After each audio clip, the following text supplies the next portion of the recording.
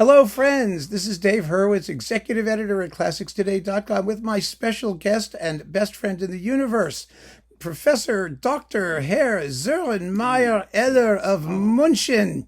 Please stop it. Why? Oh, this is not possible. He's incredibly eminent, and he had no, he was kind enough to schlep over here to East Haven, to just for the sake, for no other purpose, right? Right. Then to discuss this. Deutsche Grammophone's 21 CD Avant-Garde edition, featuring many CD premieres of music which, when you hear it, you will know instantly why it has taken so long for it to become a CD premiere. Yes, this is music from, well, the dawn of Darmstadt. And really, it's kind of amazing. It's all kinds of people you've never heard of and some that you have. And I thought that there would be no better way to discuss this than to have an authentic German person. This is going to be a bilingual event that I think is going to just thrill you to the innermost fiber of your being. Frankly, it will thrill you far more than most of the stuff that's in here. But there is some good things, good stuff, and there's some weird stuff, and we know some of it, and we've sampled others of it. And, well, you know, it just does what the avant-garde is supposed to do. Now, when you're dealing with avant-garde music, let's just be honest. There is nothing less avant than yesterday's avant-garde. Would you agree with that? Yeah. Yeah, right? Normally, right? It's old hat stuff. And you know, the labels, all of the labels did this. You know that there was the Sony Modern Music series, a couple of them, and you know, and out of obligation, and they do have an obligation to document the cultural history of their era. Prophet be damned, it certainly was. Right? well, there's nothing to expect, probably. Yes, well, they say, of course, that it was wildly successful. It all depends on how you define success. And we're going to go through it. And we're going to go through it, let's see here, with the booklet. And we have actually passages marked. We did like homework for this video. Actually, he did homework because he's a good German guy and likes to prepare. I, being a slovenly American, couldn't care less about how prepared I am before I talk, as I'm sure many of you will readily admit. But we're going to go through this. Some of you get the original notes. That's the point for all 21 discs in English and German. And because you get the original notes, we get to read them. So I don't have to even play samples, because we just know that you're going to be able to richly imagine the sound of the music merely from hearing it. And we're going to... From hearing the description. Thank you. From hearing the description. And we're going to do the descriptions in English and auf Deutsch, because they sound so much more avant. Yes, that's true. Right? German English takes something off. Yeah. It's just too sober. It is. I mean, you know, for the true richness of the experience, you've got to hear it in German. So, first of all, there's an introduction by Paul Griffiths. You know, and Paul Griffiths, as you know, is the person that everyone hauls out when they want to make an apologia in favor of the otherwise, sclerotic avant-garde, as actually Penderecki called it when we gave him a Lifetime Achievement Award. You remember that? Sure. And he said, you know, the sclerotic avant-garde. It was a wonderful word, wonderful term. And so, let's see. Are we going to do this? We're going to start in German. Would you like to start with a quotation from Mr. Griffith's introduction? Sure. Just listen to how cool this sounds in German. You're not going to believe it. Go ahead. Für den studentischen Geldbeutel waren die Platten alle auch einzeln erhältlich. Und die Generation der kurz nach dem Zweiten Weltkrieg geborenen Babyboomer gierte regelrecht nach diesen Aufnahmen. Wir wollten, dass sich die Welt veränderte, und diese Musik hatte das Zeug dazu. Genauso wie die Musik der Beatles und Stones oder die Songs von Bob Dylan.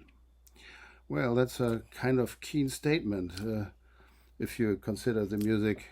We'll get there when we do it in English. Then we will discuss. Yes, well, we get there now because here's the English? Here's the English there. Oh, okay. For baby boomers, born in the few years after World War II. These records, available separately to suit student budgets, I was just running out there looking for them, I assure you, when I was a student, filled a felt need. The need was felt. We're not talking about the fabric felt. That's different. We wanted the world to change, and this was the music, along with that of the Beatles or the Stones or Dylan, that was changing it. That's it. Yeah, that's a problematic statement, wouldn't you say? Right? Well, let's get keen at least, yeah. Yeah, speak up. We have a microphone here, you know.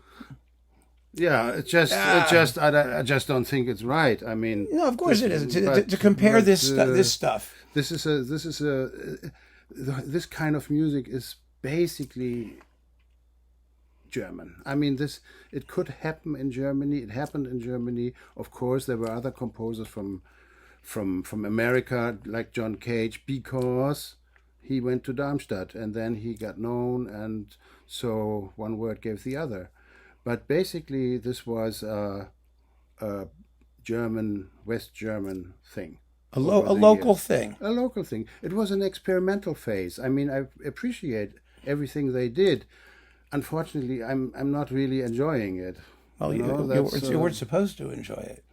I mean, wasn't part of the point that it was a slap in the face to traditional expectations, and also. If there's another quotation here, I have to find it, which of course reveals. Well, but part of the issue with Paul Griffith's comment there that I think we need to stress is that to compare this stuff with Bob Dylan and the Beatles and the Stones is ridiculous. This is an outrageously elitist enterprise supported by the state of West Germany to appeal to nobody. They didn't care. And to compare that to, the objective of popular music composers, however great they were, is a little bit absurd. I mean, this doesn't belong in the same category as the Beatles, do you think? No, not really. I mean, there was not really popular. It's music by few for very few. Yeah, I mean, there was a political aspect to all of it. Yes, I mean the pop music, culture was that was a political aspect. Was a political aspect, and there was a political aspect of this too. Apocalyptical, yeah. I mean, there was, but I mean, a largely leftist political aspect, I would say. But the thing about it is that that's not music.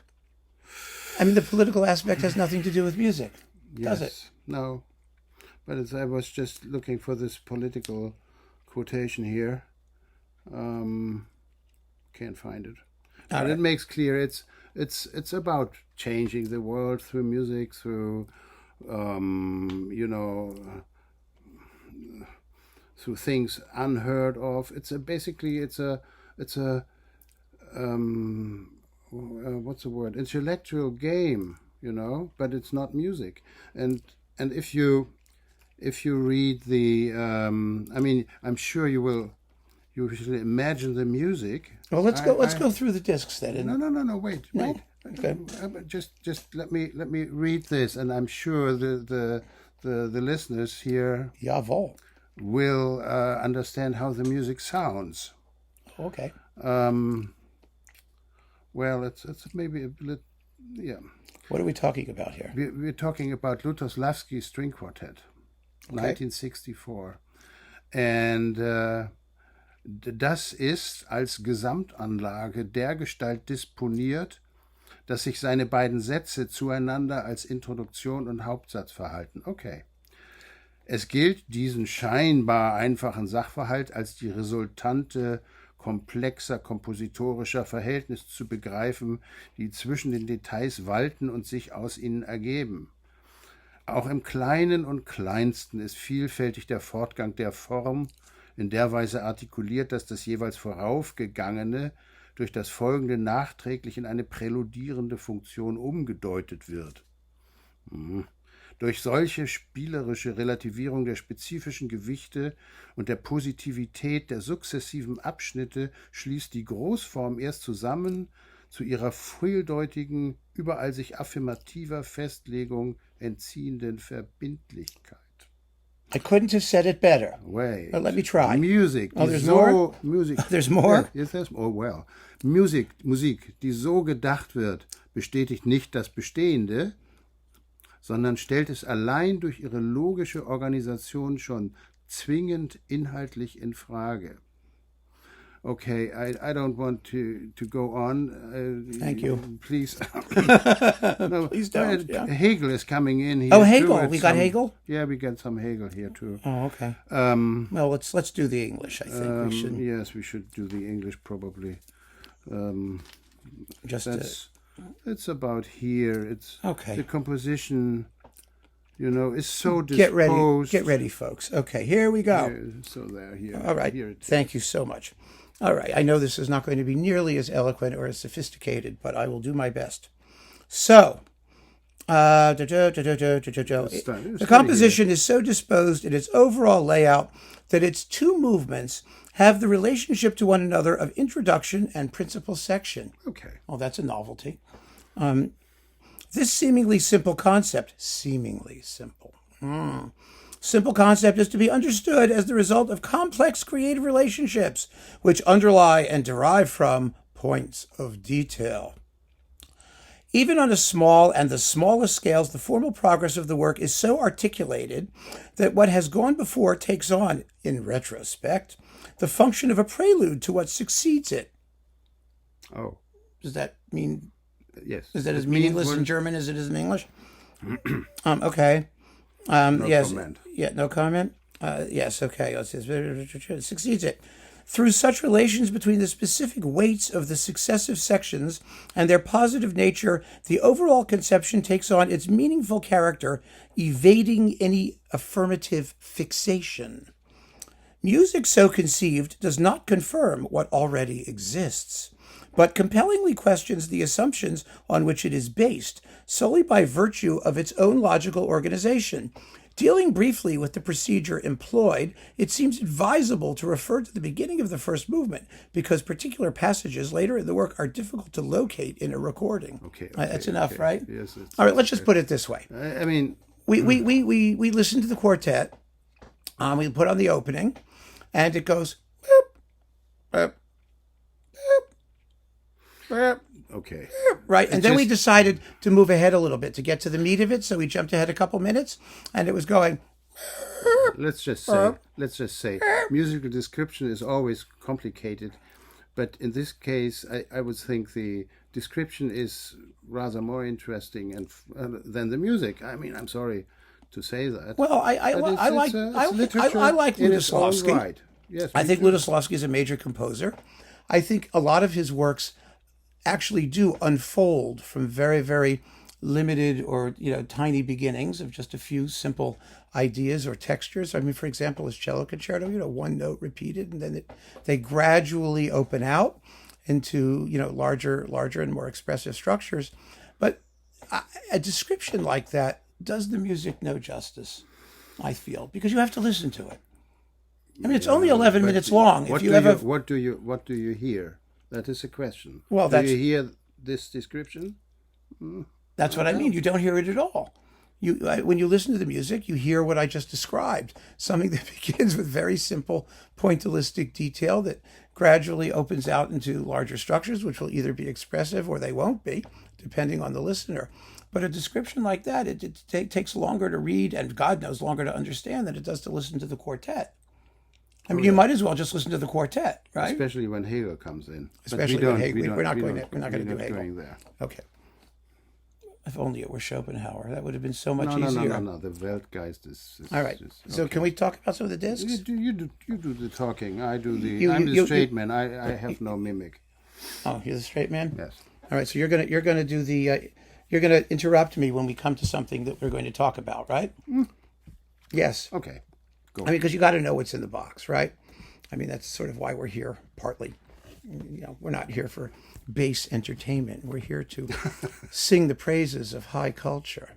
Okay, so first of all, high culture disc number 1 is the La Salle Quartet. Look, I mean, it's worth hearing for the LaSalle Quartet. They're fabulous, and they were dedicated to this repertoire, and everything that they did is interesting from the purely performative point of view, wouldn't you say?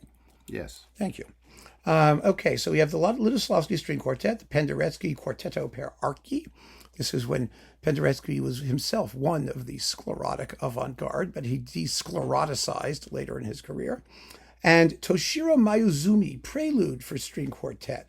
So that's with the LaSalle Quartet. Now, disc 2, believe it or not, is organ music. Get ready. It is organ music. This was the best soundtrack for any Hollywood horror movie. Yeah.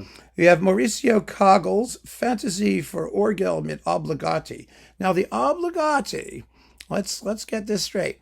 There are bird songs. There are screaming babies, shrieking people. We're not talking about like a normal obligato oboe, for example. No. The obligati, I think, are dubbed in by tape. It's scary.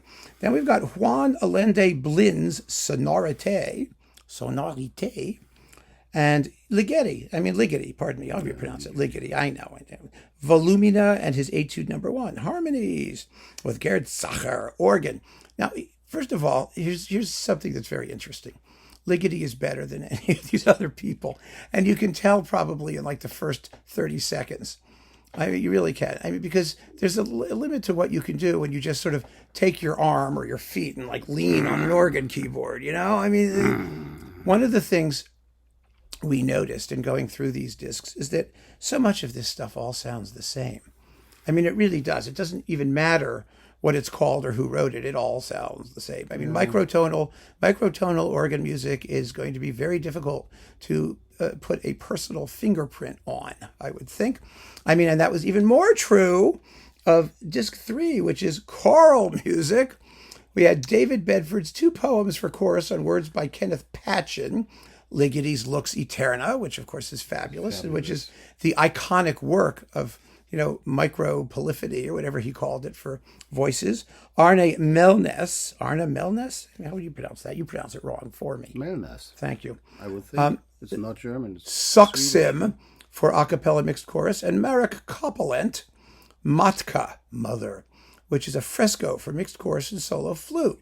Oh, you love it when the flute comes in. It's such a relief. But, well, it is, because this is all microtonal choral music. And what do you think it's going to sound like?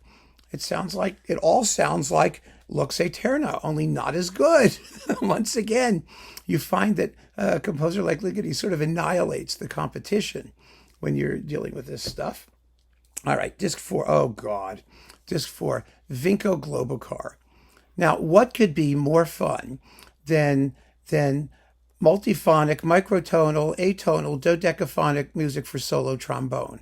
Can you imagine a better time? No. It is remarkable the noises that Globokar can make on his trombone.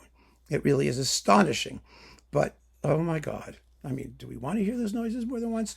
So we have Vinko Globokar Discourse 2 for 5 trombones. That quintuples the fun.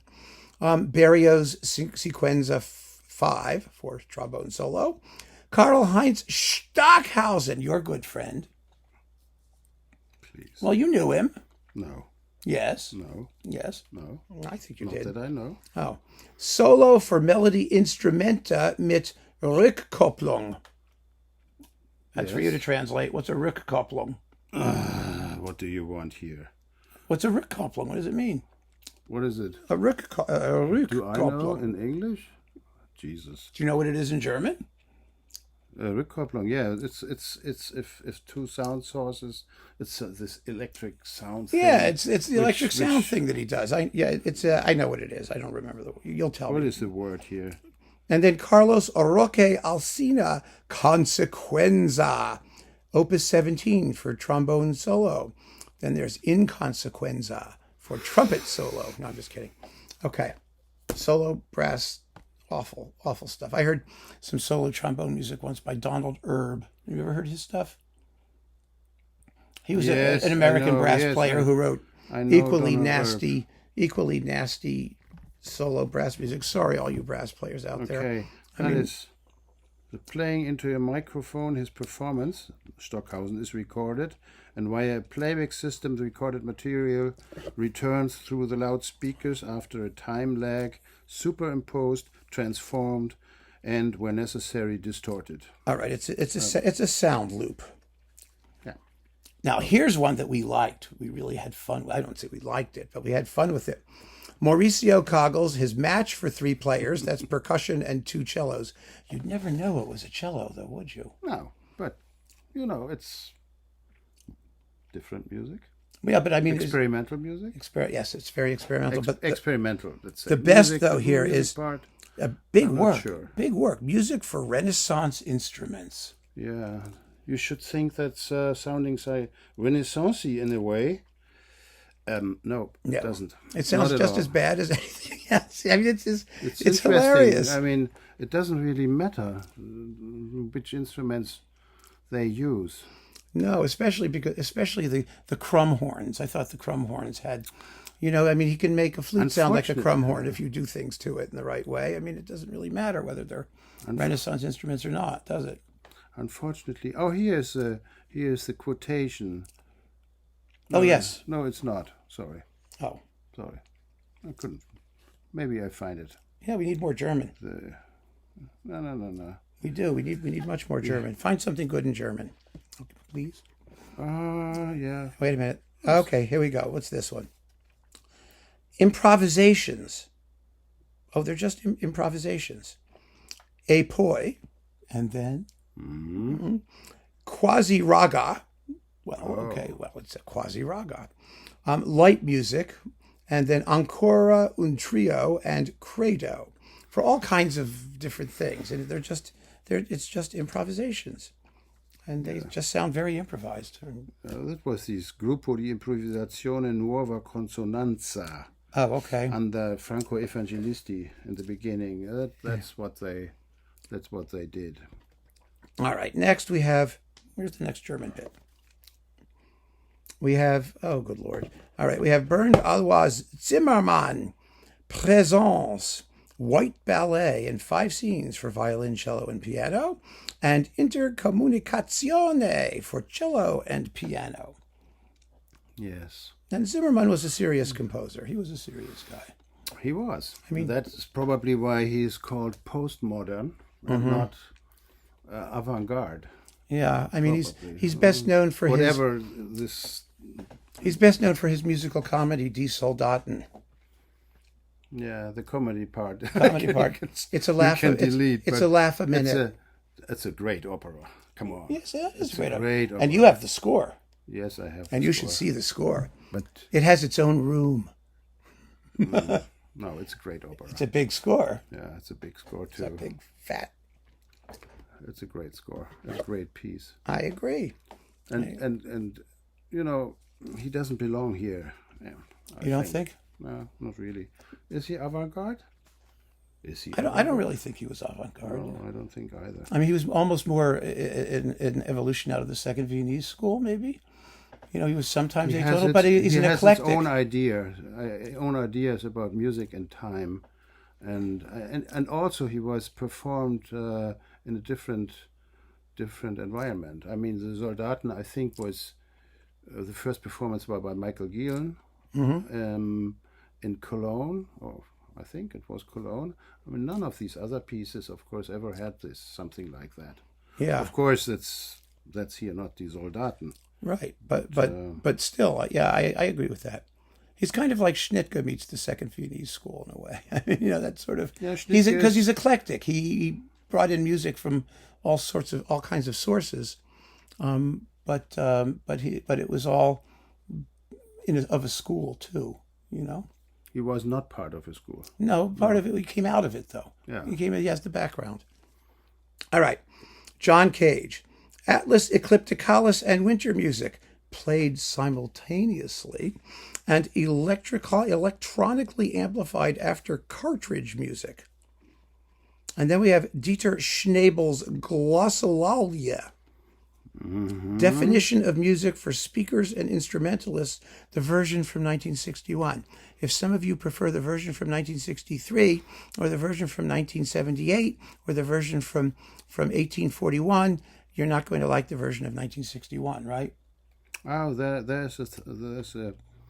here's the incomparable significance of Schnabel's glossolalie, however, is in the fact that composers setting themselves the task which is necessary today of politicizing music can learn from this word's technique.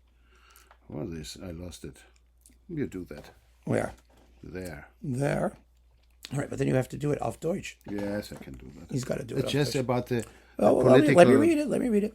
The incomparable significance of Schnabel's glossolalie,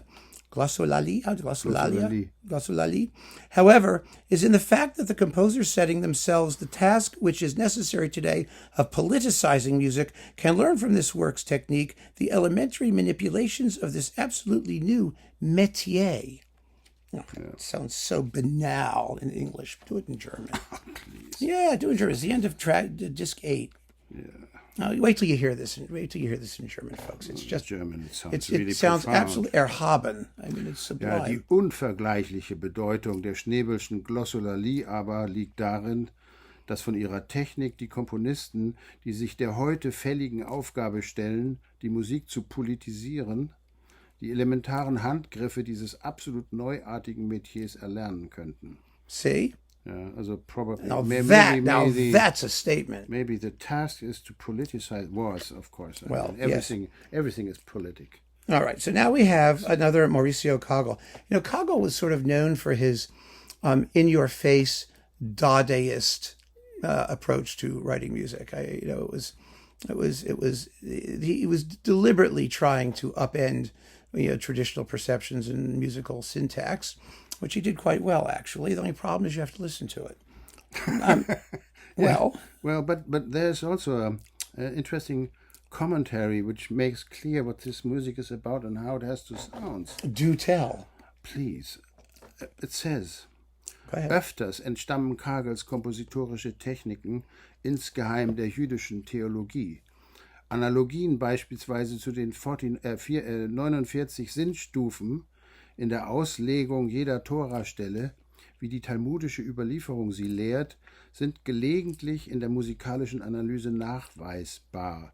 Insgesamt ließe sich die Komposition Halleluja als ein Meisterstück der rabbinischen Auslegung verstehen. Oh God. Okay, give it to me in English. This is in English. It's it should be. Well, it's there nice, it is. Isn't it? Here it is. Yeah. Oh, okay. Okay, you ready, folks? Get ready for this one. This one's a whopper. You can probably, I don't know, where is it? No, I'll find it. Here. Yes, okay. Thank you. And you can read this too, because it's nice. Yes, sir. Mm-hmm. Always obey your German masters. You heard it from Wagner first. Kagel's compositorial techniques are often secretly based on Jewish theology. It's like the protocols of the elders of Zion, the secret Jewish plot to take over music. Jewish theology. Musical analysis can occasionally trace analogies to, for instance, the 49 stages of meaning in the explanation of every place in the Torah as taught by Talmudic tradition. Right. That's the first thing I thought of when I heard this.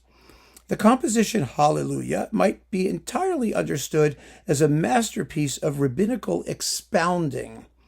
Well, actually, I can buy that, because if you heard some of the rabbis I grew up with, I get it. Of course, Hallelujah, Song of Praise, is in view of the state of the world today, an expression of utter scorn.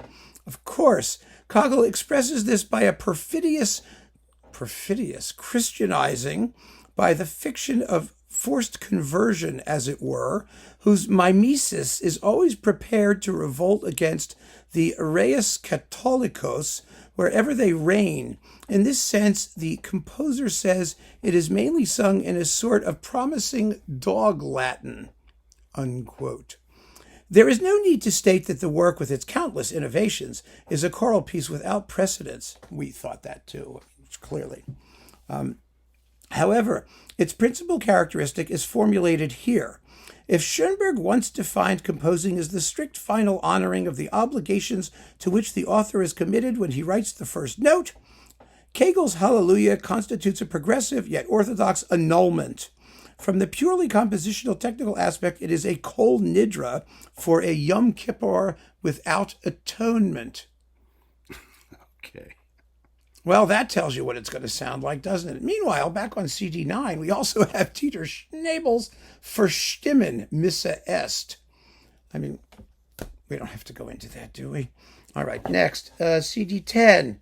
We're getting there, folks. Don't worry. I know this is taking some time, but I figured if my dear friend, dragged himself all the way from Munich to do this, we're going to take our time. And you can always just turn us off. I understand if you do. Gottfried Michael Koenig, Terminus 2 and Funktiongrün. Yeah. Zoltan Pongrach, Phonothese. I think these titles are often much more interesting than the music itself, don't you? That's true. Yeah, they worked harder coming up with a title. Rainer Rien, Chant de Maldoror, the revised version. I mean, of course it's the revised version because you don't want to hear the other version. This is realization by the composers at the Studio for Electronic Music at the Rijksuniversiteit in Utrecht. But this has nothing to do with the Lautréamont poems so far. No, it has nothing to do with music, does it? It's music. Okay. You heard it here first, folks. It's music. Mauricio Kagel, too. Oh, you ready for this one? Yeah, This is our masterpiece. I'm not reading this in German. You're not? No, because it's too long. Do you want me to read it in English? Yes. All right. We had the music for Renaissance instruments. Maybe we can share it. And this is here For 5 players with 54 instruments. Yes, and the idea is that composers today, as Kagel says, are still weighed down by the implicit yet definite need to write works for as familiar an instrumentarium as possible, lest the number of performances should be limited and keep the music from spreading as desired. That's the reason why he... Well, he certainly kept the music from spreading, didn't he? Well... This is music with... The 5 players... This is... All right, here we go. You ready? I have to hyperventilate first. You can do it. This is music with no spreading possibilities whatsoever. It ain't gonna spread. You heard it here first. You ready? The 5 players of Der Schall have the following instruments at their disposal. Okay. Foghorn, spaghetti tube with trumpet mouthpiece, straight cornet, C trumpet, baroque trumpet, clarino, plastic tubing with ring joints, trombone de terrarsi, short tube with plastic funnel, 20 meters of garden hose with plastic funnel, antelope horn, various mutes and mouthpieces. 2.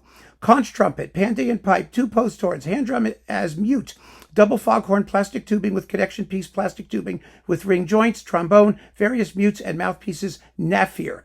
3. Low Jew's harp, wouldn't want a high Jew's harp, sitar, banjo, octave guitar, stussel lute, rubber phone, rubber bands to be plucked, various gloves, bowing, and plucked requisites. 4. 6 to 12 organ pipes, mixtures to be blown by the mouth, 2 Pandean pipes. Oh my goodness, a taisho koto, ocarina, kimuan violin, kimuan muan yum yum yum yay, that's what it's really called. Bass balalaika, bass mouthpiece, 2 brass tubes, various bowing and plucking requisites. Number 5, bell board, 8 bells fixed to a board, to be bowed only. Of course, God forbid you should hit one. Genuine cagnard de la tour siren, blown siren with frequency measuring device. Cuckoo, a sort of seesaw with 2 bellows, each adjustable in pitch. 4 tortoise shells, nose flute, bass drum, telephone, 2 brass tubes, and 1 musical box. And with that, we move on. Disc number 12. Oh, Ligeti String Quartet number 2, Earl Brown String Quartet, Wolf Rosenberg String Quartet number 3 with the LaSalle Quartet. So we don't need to get into that.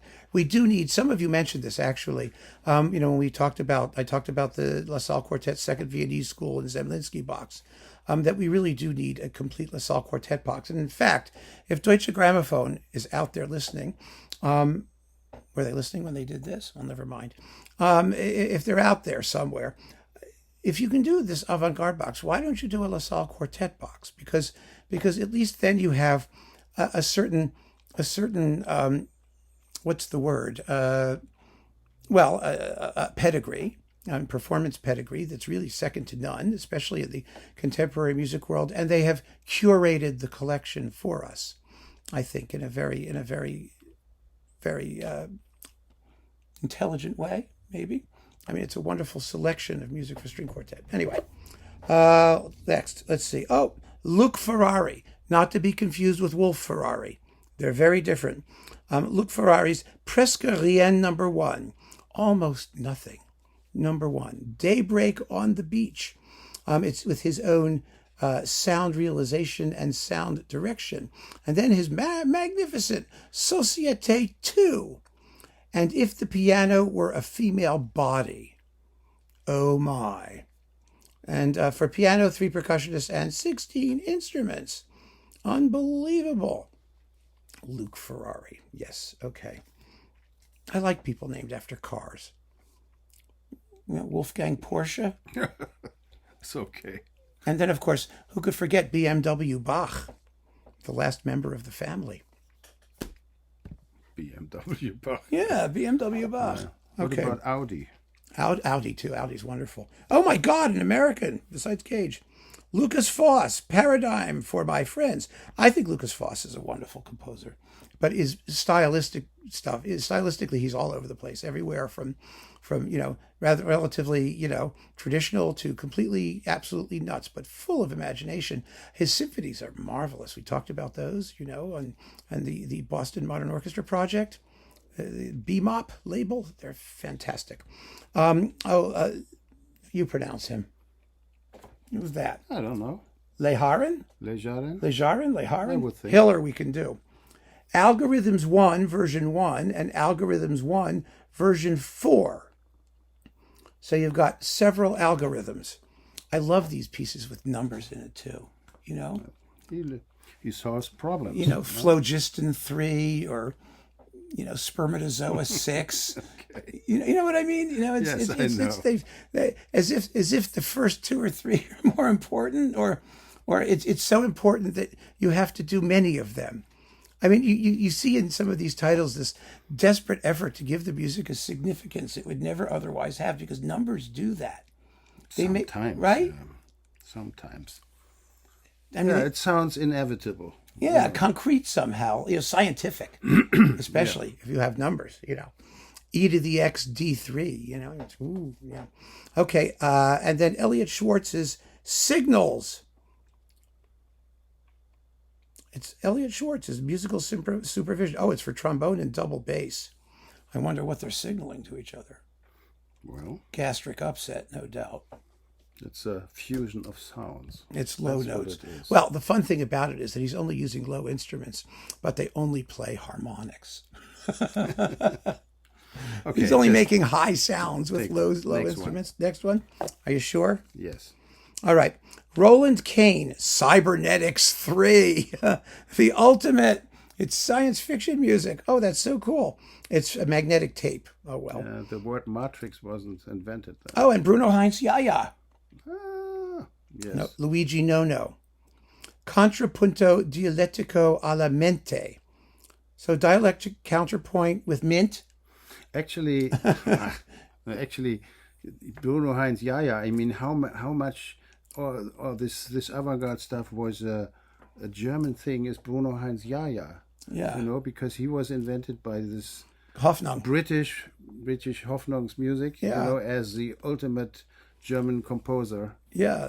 And the Barber of Darmstadt and Punkt Contrapunkt. Bruno Heinz Yaya. Bruno Heinz Yaya was supposed to be Luigi Nono. It wasn't French. It wasn't Italian. It was German. No, and we had our own encounter with the femme fatale of Luigi Nono. Did we not? No, we won't. We're not going to talk about that. Nope. Okay, that's a story for a future video, I would say. Yes. All right. Franco Evangelisti, Die Schachtel, a mimic scene action from an idea by Franco Nonis for 5 to 7 mime artists, projector, voice, small orchestra, and tape recorder. Now, I love it's wonderful, the cast. The voice is performed by Anonymous.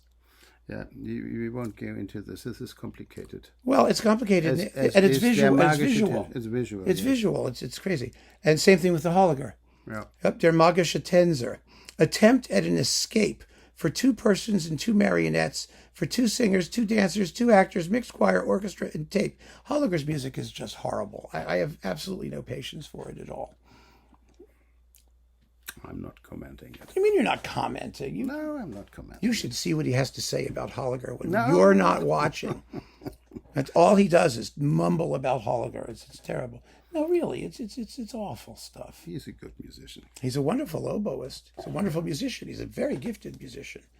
But Cornelius Cardew, The Great Learnings, Scratch Orchestra under Cornelius Cardew. Now, this is interesting because Cornelius Cardew was not really one of the Darmstadt type people. He was, well, maybe at this point in his career he was. You don't know of him particularly, right? Not very much, no. No, he was with the American experimentalists. Yeah, I mean, he was one of the guys who was hanging out with, Morton Feldman and David Tudor and Lamont Young, and he was associated with those things. He died in 1981, and he founded the Scratch Orchestra, and he scratches away very nicely with the Scratch Orchestra.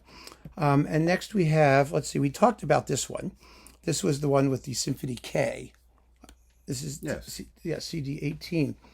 Did they? Yeah, okay, there we go. Yes, we're in good shape. 17, 18, only 3 more to go.